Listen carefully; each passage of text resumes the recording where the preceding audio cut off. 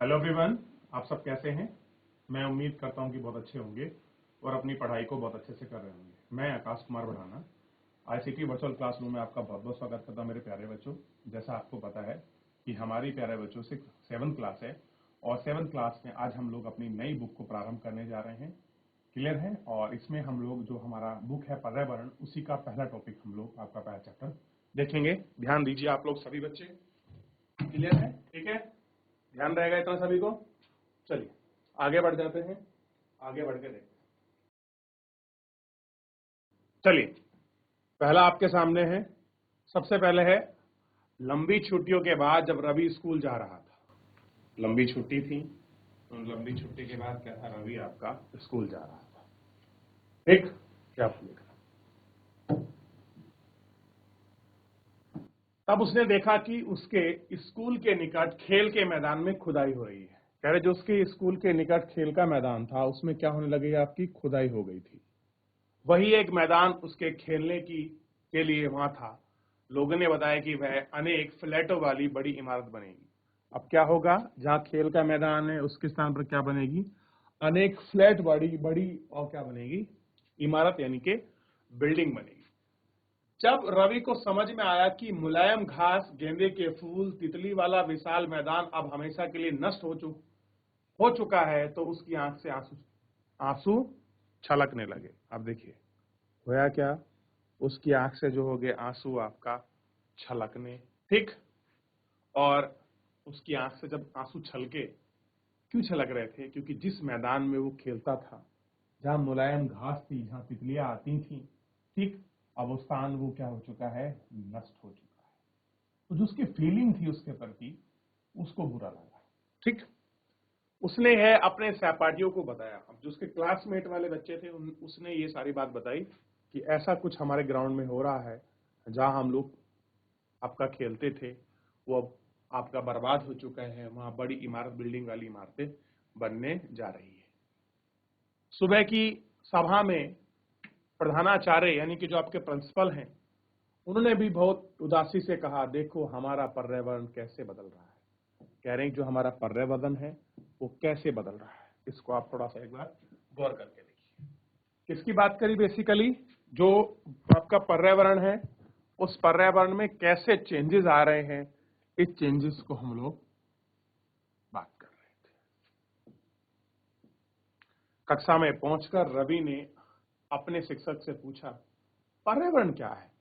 अब उनके समझ में आया कि हमारे पर्यावरण में कुछ चेंजेस आ रहे हैं, तो वो अपने टीचर से पूछ रहे थे कि पर्यावरण क्या है कि पर्यावरण क्या है। कुछ भी आप आसपास देखते हो, शिक्षक ने बताया। रवि ने कहा, इसका अर्थ है कि स्कूल, भवन, मेज, कक्षा में रखी कुर्सियां, यहां तक कि खुले मैदान, सड़क, कूड़ा करकट, मेरे दोस्त, ये सभी पर्यावरण के अंग हैं। ये कैसे हैं, ये सभी लोग कैसे हैं, आपके पर्यावरण के अंग हैं। यानी कि जितना भी हम आसपास सब कुछ देखते हैं, चाहे कूड़ा करकट, पेड़ पौधे, मेज, कुर्सी, ये सब क्या है, पार्ट ऑफ इन्वायरमेंट है।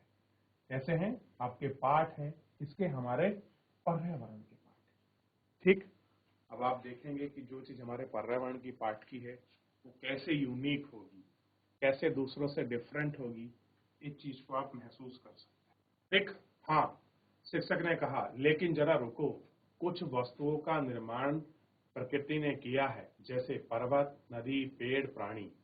कैसे किया है, जैसे आपका पर्वत, नदी, पेड़, प्राणी, इन सब ने ये सारी चीजें की है। जबकि अन्य का निर्माण मानव के लिए किया गया है। अन्य का निर्माण क्या है, मानव के लिए किया गया है। जैसे कि सड़क, कार, कपड़े, किताबें, ये सब आपके मानव के निर्माण के लिए है। तो अब मैं आपसे पूछूं मेरे प्यारे बच्चों कि आपकी दृष्टि में पर्यावरण क्या है, आप किसको पर्यावरण कहेंगे, पर्यावरण है क्या। अगर आप समझे तो आप मुझे बता सकते हैं कि पर्यावरण क्या है। देख लीजिए, कौन बच्चा बताएगा कि पर्यावरण क्या है। अगर दो छात्र मिलकर कार्य कीजिए, अपने निकट बैठे सहपाठियों के साथ मिलकर प्रकृति और मानव द्वारा निर्मित वस्तुओं की सूची बनाइए। अब आपको क्या करना है, जो आपके क्लासमेट हैं उनके साथ को आपको दो सूची बनानी है, एक प्राकृतिक और एक मैनमेड, यानी कि ऐसे वस्तुओं की जिन्हें मानव ने बनाया है, एक ऐसी वस्तु जिन्हें आपके प्रकृति ने बनाया। उन दोनों वस्तुओं की लिस्ट आपको बनानी है। ठीक, अब मुझे बताइए ये शर्ट किसने बनाई है? ठीक है, ये रिबन किसने बनाया है? ये टोपी किसने बनाई है? ये हेयर बैंड किसने बनाया है?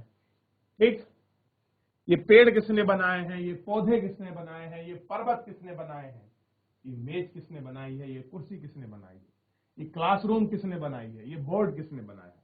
तो आपको इनमें से डिफरेंस देना है कि कौन सा मानव निर्मित है और कौन सा आपका नेचुरल है। ये आपको इसमें बेसिकली वेरिएशन देखना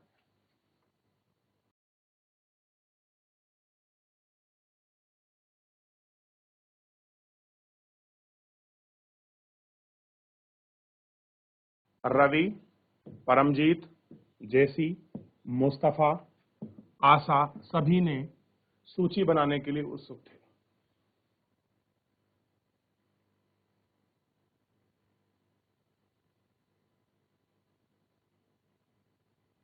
इकबाल ने पूछा हमारा पर्यावरण क्यों बदल रहा है?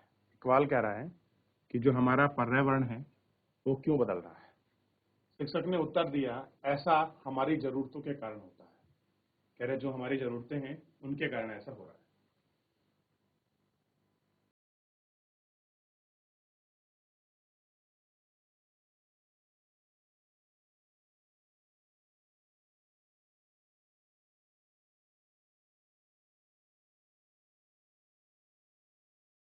ऐसा हमारी जरूरतों के कारण है कि जो हमारा पर्यावरण बदल रहा है वो किसके कारण है? हमारी जरूरतों के कारण है। और दिन प्रतिदिन ये सारी चीजें आपकी बढ़ रही हैं। ठीक, अब एक बार ये चित्र है, थोड़ा सा आप इसको गौर कर कर अच्छे से देख लीजिए।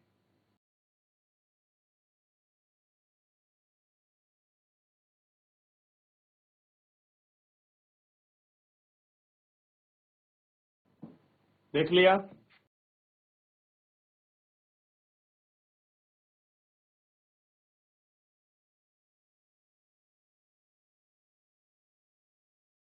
इसलिए हम प्राकृतिक वातावरण में परिवर्तन करते हैं और कभी कभी उसे नष्ट भी कर देते हैं। ऊपर के वार्तालाप से आप समझ गए होंगे कि आपका किसी भी प्राणी के चारों ओर पाए जाने वाले लोग, स्थान, वस्तुएं प्राकृतिक को पर्यावरण कहते हैं। यानी कि जो भी प्राणी के चारों तरफ आपकी पाई जाने वाली चीजें हैं हम उनको आपका पर्यावरण कहते हैं। ठीक, प्राकृतिक पर्यावरण में पृथ्वी पर पाए जाने वाली जीवीय और आजीवीय दोनों परिस्थिति शामिल है। जीव और आजीव दोनों चीजें आपकी शामिल हैं इसके अंतर्गत। ठीक, ये आपको ध्यान देना है। जब मानवीय पर्यावरण से मानव की परस्पर क्रियाएं, गतिविधियां एवं उनके द्वारा बनाई गई रचना सम्मिलित है। कैसे हैं? मानव द्वारा पर्यावरण में जो परस्पर बनाई गई क्रियाएं हैं और उनकी गतिविधियां हैं, ये सब उनके द्वारा रची गई हैं, ये शामिल है।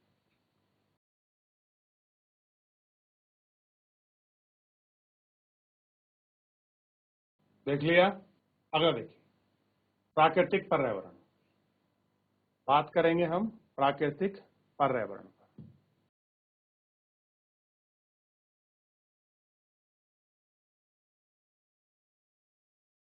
प्राकृतिक पर्यावरण भूमि, जल, वायु, पेड़ पौधे एवं जीव जंतु मिलकर प्राकृतिक पर्यावरण बनाते हैं। स्थलमंडल, जलमंडल, वायुमंडल एवं जैवमंडल से आप पहले ही परिचित होंगे।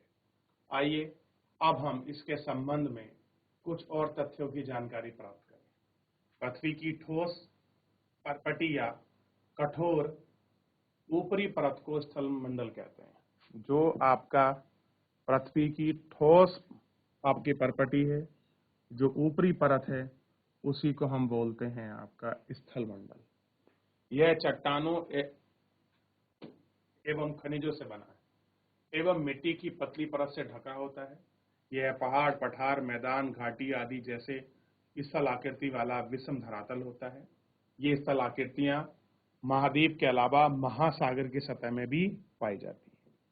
अब कह रहे हैं जो आपके पर्वत हैं, पठार हैं, मैदान हैं, घाटी हैं, ये जो सारी स्थल आकृतियां, ऐसा नहीं है कि ये केवल आपके मैदान में, आपका स्थल मंडल में पाई जाती है, नहीं, ये अपितु आपके महासागर के जो आंतरिक भाग है उसमें भी पाई जाती है।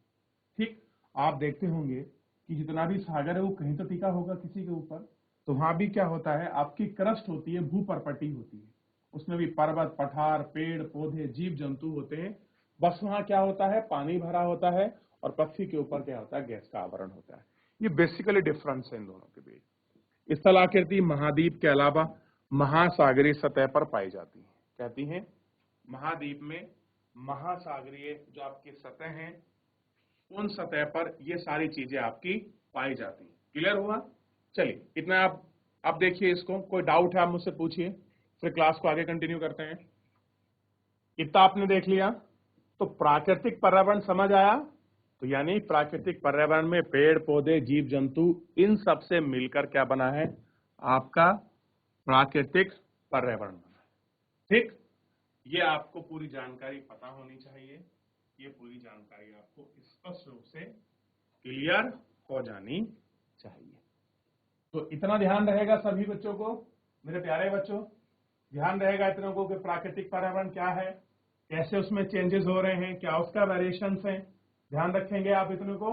चलिए गौर करके देख लीजिए, फिर इसमें आगे बढ़ जाएंगे। एक बार पढ़ लीजिए प्राकृतिक पर्यावरण का अंतर, हम किसको आप कठोर भाग कहते हैं, किसको ऊपरी पार्ट कहते हैं।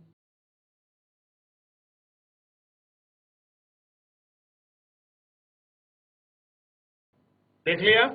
चलिए बहुत बढ़िया, आगे बढ़ जाएं। कुछ पूछना है पूछ लीजिए।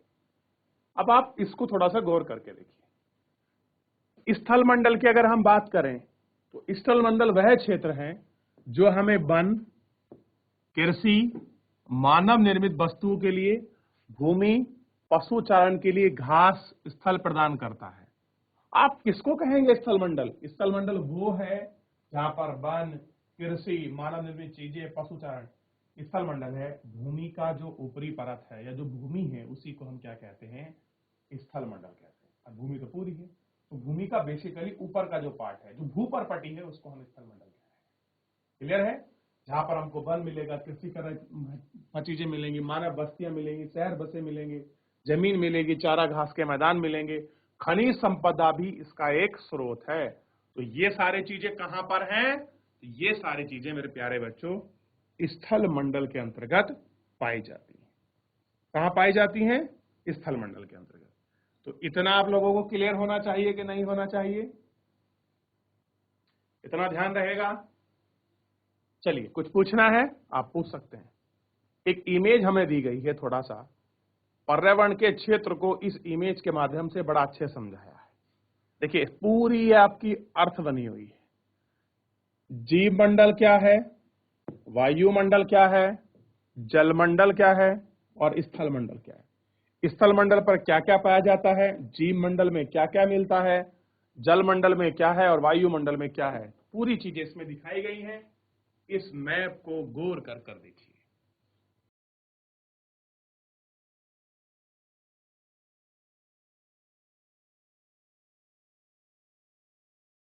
देख लिया? चलिए आगे बढ़ जाएं।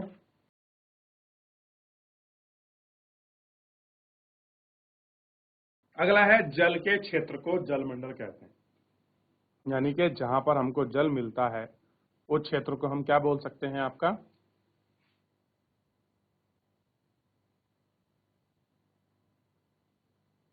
जलमंडल कहते हैं।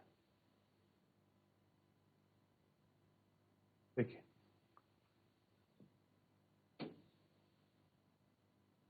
यह है जल के विभिन्न स्रोत जैसे नदी, झील, समुद्र, महासागर आदि जैसे जलाशयों से मिलकर बना है।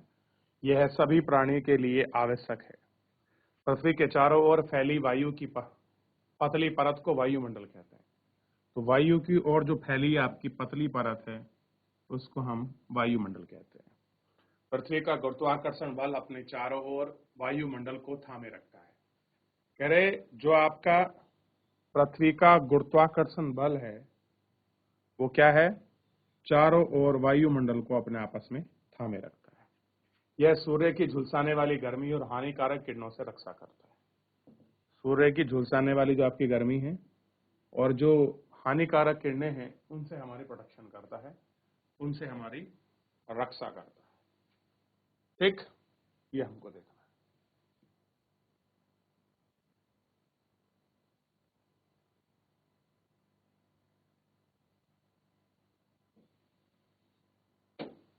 परितंत्र वह तंत्र जिसमें समस्त जीवधारी आपस में एक दूसरे के साथ तथा पर्यावरण के उन भौतिक एवं रासायनिक कारकों के साथ परस्पर क्रिया करते हैं जिनमें वे निवास करते हैं। वे सब ऊर्जा और पदार्थ का स्थानांतरण संबंध है। कैसे हैं? इन सभी चीजों से आपके वो रिलेटेड होते हैं। कई प्रकार की गैस, धूल के कण, जलवाष्प उपस्थित रहते हैं। वायुमंडल में परिवर्तन होने से मौसम एवं जलवायु में परिवर्तन होता है। कैसा है?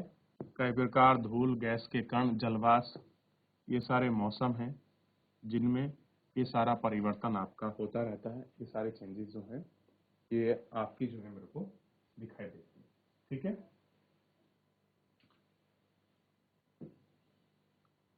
पादप एवं जीव जंतु मिलकर जैव मंडल या सजीव संसार का निर्माण करते हैं। यह पृथ्वी का वह संकीर्ण क्षेत्र है जहां स्थल और जल और वायु मिलकर जीवन संभव बनाते हैं। क्या होते हैं? पृथ्वी का वह संकीर्ण क्षेत्र है जहां पर स्थल, जल और वायु मिलकर क्या करते हैं? आपका संजीव जो आपका एक चित्रण है, जो सजीव चित्र है, वो उनको आपका बनाते हैं। ठीक, और इसी को हम आपका देखते हैं।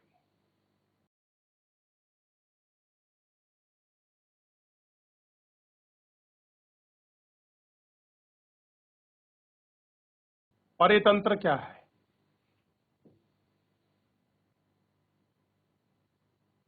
रवि की कक्षा में एक एनसीसी कैंप में जेसी ने आचार्य से कहा, कितनी मूसलाधार वर्षा हो रही है, कितनी मूसलाधार वर्षा हो रही है। इसे मुझे कल केरल की याद आ गई। अब ऐसी वर्षा देखकर उसे कहां की याद आई? केरल की। तो जाहिर सी बात है, जिस तरह की यहाँ मूसलाधार वर्षा हो रही है ऐसी कहां होती होगी? केरल में। तुम सबको आकर देखना चाहिए कि कैसे हरे भरे खेतों एवं नारियल के बागानों में लगातार बारिश होती रहती है। अरे तुमको इस तरह की चीजों को देखना चाहिए कि कैसे हरे भरे बागानों में इस तरह की वर्षा, ये सारी चीजें आपकी होती रहती है। तभी जैसलमेर के रहने वाले हीरा ने आचार्य से कहा, हमारे यहाँ वर्षा होती नहीं है, हम तो दूर दूर तक कीकर और रेत ही नजर आते हैं। तभी एक बच्चा कहाँ का था? जैसलमेर। जैसलमेर कहाँ पड़ता है? राजस्थान में। वो लड़का है हीरा, वो कहता है कि हमारे यहाँ तो बड़ी आश्चर्य की बात है कि हमारे यहाँ वर्षा क्या है? होती नहीं। हमें क्या दिखाई देगा? कीकर ये और बबूल, ये रेत की दो चीज नजर आती है। आप अगर रेगिस्तान में देखोगे तो जितना भी राजस्थान का एरिया है तो आधे एरिया में तो वर्षा होती है, बाकी जो आपका ड्राई एरिया है वहां पर वर्षा की जो मात्रा है वो बहुत कम है। वर्ष में एक बार वर्षा हो जाए बहुत बड़ी बात है। लेकिन वहां ऊंट भी मिलते हैं। रवि ने कहा कि आपके यहाँ वर्षा भले ही ना होती हो मेरे भाई, लेकिन ऊंट क्या है आपके यहाँ मिलते हैं। तो अगर आप भारत की जलवायु को, भारत के मौसम को, भारत की ऋतु को, भारत के पेड़ पौधों को, भारत के जीव जंतु को, भारत के परितंत्र को, भारत के इकोसिस्टम को आप अगर अध्ययन करेंगे तो आप स्पष्ट रूप से ये पाएंगे कि हर जगह अलग अलग तरीके का हमारे यहाँ क्या मिलता है? आपकी वनस्पति इकोलॉजी जो है आपको देखने के लिए मिल जाएगी। और ये आपको समझने की बात है, इस तरह का इकोसिस्टम कैसे डेवलप हो रहा है।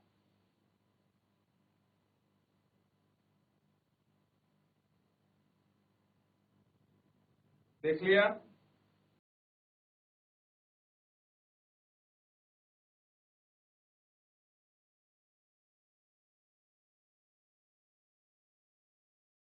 आगे बढ़े। तो इस तरह से ये पूरा हमारा आपका चैप्टर है। देखिए, परितंत्र है, एक तालाब में इसका एग्जाम्पल है कि आप इकोसिस्टम को समझ सकते हैं।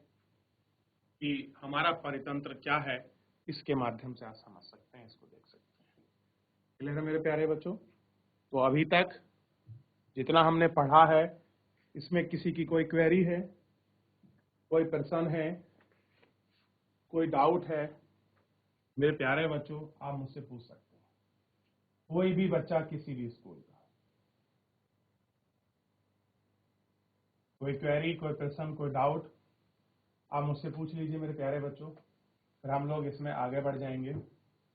ठीक है, चलिए। तो मेरे प्यारे बच्चों, फिलहाल आज के इस चैप्टर के अंदर इतना ही। मिलते हैं नेक्स्ट लेक्चर में। तब तक अपना ध्यान रखिए, स्वस्थ रहिए, अपनी पढ़ाई को बहुत अच्छे से करते रहिए। मुझसे जुड़ने के लिए आपका बहुत बहुत धन्यवाद।